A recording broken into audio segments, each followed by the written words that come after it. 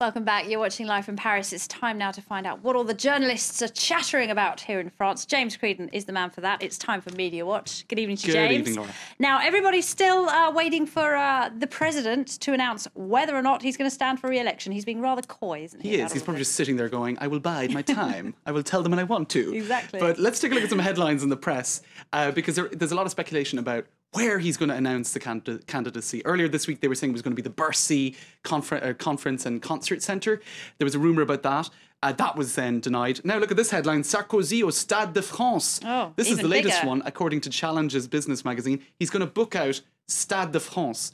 That's according to their reading of things. That seems quite surprising. That's a huge venue. It's like dressed a 90,000 seater. French rugby kit. Right, maybe, and with some cheering fans. 90,000 people.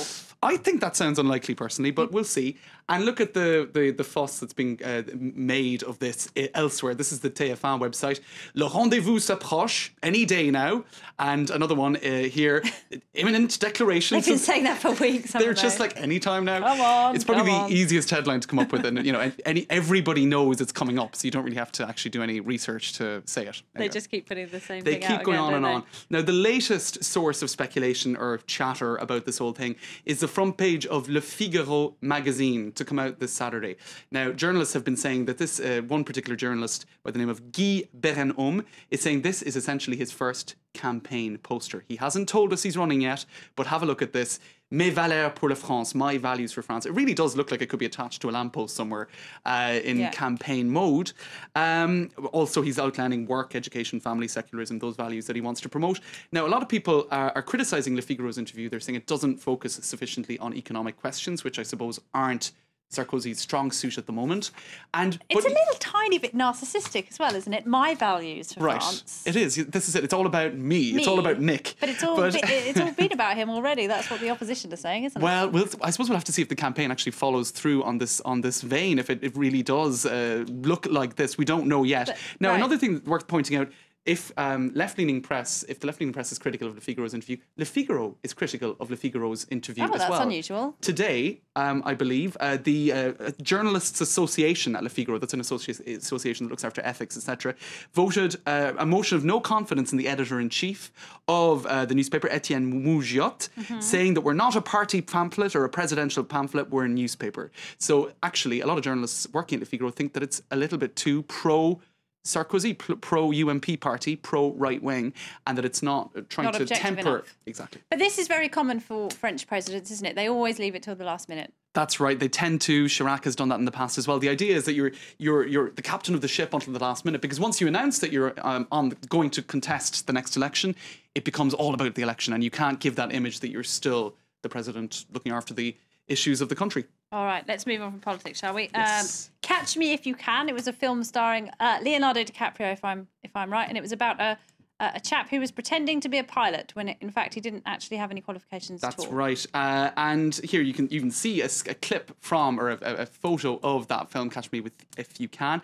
Now, Philippe Gaillard, he was the director, the manager, the top guy at Limoges International Airport. Probably not the biggest airport in France. It's in Limoges, which wouldn't be a very big town. Lots of Brits going there for their holidays in the Dordogne. That's right. There's probably a flight back and forth to certain UK airports. Anyway, he was the airport director for some 3 months. Saying that he had an aviation engineering degree. I suppose that featured prominently probably on the CV. Yeah. So, maybe they weren't searching for a real top gun at this small regional airport. In any case, it turns out that he has no such qualification at all. He invented the whole thing. And it turns out also that 4 different courts across the land of France, one in Périgueux, another in Bordeaux and elsewhere, had sentenced him for various acts of fraud. This is him, is it? This is him here. So he just pretended he was qualified and he managed to land the job as the manager of an airport. And actually, a lot of people said he did a great job as well, that he was very, very good during those 3 months, so an excellent fraudster. Wow. He had also pretended in the past to be a policeman, and he came out with various quotes such as, I like to go out on the runway and smell the jet fuel and burning tarmac. It's a bit worrying, isn't it? So, he was really giving the impression that he was very much into the job and had the qualifications, and it wasn't the case at all. He even appeared on France 3. I don't think it's a prerequisite to like the smell of fumes, is it? But he went on France 3. Sorry, he went on France 3, an interview. They introduced him as the new head of the airport, blah, blah, blah. And it all turned out to be a complete fraud. All right. Now, Twitter's most popular bishop. I don't think I need to say any more than that. Says it all. Let's take a look. Here, les tweet homilies, the twit homilies of the Bishop of Soissons. Now, the Bishop of Soissons is actually putting the media guy at France 24 to shame. He's tweeting right there, isn't he? He's tweeting as we speak. Well, probably. He's got some 2,000 Twitter followers. And Pretty so good. recently, Benedict XVI actually... Not as many as you, James. Actually, way more than me. That's the really? embarrassing thing, yeah. Follow James Creedon on Twitter. Please, immediately. don't let the Bishop of Soissons trump me. And so you can see here some tweets, hashtag Benedict, hashtag Lent, various different little thoughts, little What kind of thing messages. does he say? Here's another hashtag, hashtag Thomas Aquinas. It's not the usual sort of hashtag you'd see. It's usually hashtag Thomas Aquinas. something else. So, for example, I don't know, he's even tweeted... What does he tend to say? Is it kind of Well, here's one in English. spiritual guidance? Or? It's spiritual guidance. It's exactly that. So here it's, for example, his fame spread everywhere. Jesus creates the only buzz which deserves to be without end. He warns against getting addicted to social media, though. He says that they're very useful ways of keeping on top of the trends of the moment and figuring out what the big questions of tomorrow will be, such as maybe Justin Bieber's latest haircut. That's usually what Twitter tends to talk about. That's the kind of thing you tweet about, isn't it, No, James? it totally isn't. But he warns about getting addicted, and he said one mustn't substitute virtual contact for contact in the real world. So he's kind of sabotaging Twitter via tweets. Exactly. Excellent, good stuff. And That's just it. a very excellent time for you to tell us what your Twitter All address right, is. it's James Creedon, all one word, F24. James Creedon, F24. Okay, good stuff. Please follow me. Little plug for you there, James. James Creedon, many thanks Mark. indeed.